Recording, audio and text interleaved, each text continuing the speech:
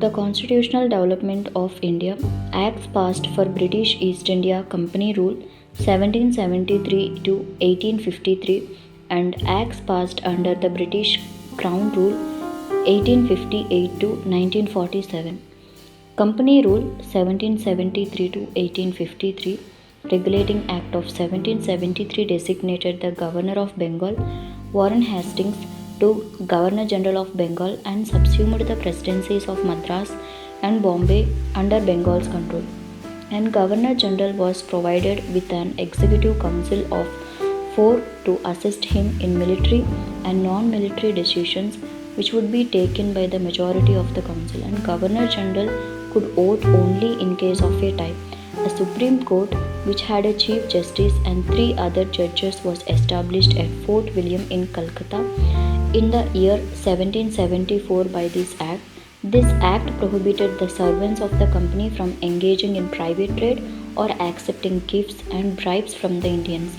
British government strengthened the control over the company through the Act of Directors, governing body of company, and to report on its revenue, civil and military affairs in India. Pitt's India Act 1784 distinguished between the commercial and political functions of the company, and board of control was created for political matters, and court of directors controlled the commercial affairs.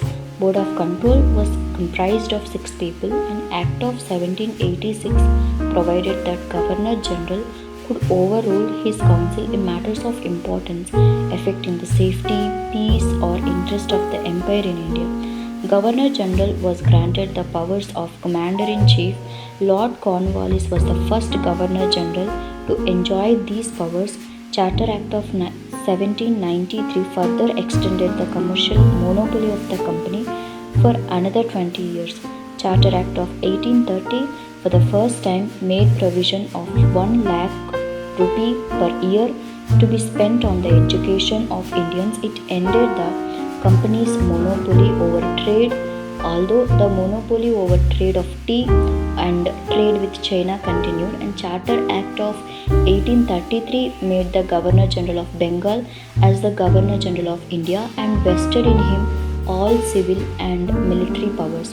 Lord William Bentinck became the first Governor General of India, and it ended the activities of East India Company as a commercial body which became purely an administrative body. A legal member, 4th member, was introduced in the Executive Council of Governor General. Macaulay was the first legal member.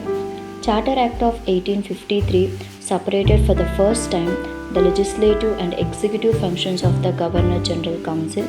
It established a separate Indian Central Legislative Council for lawmaking, and it introduced an open competition system for selection and recruitment of civil servants.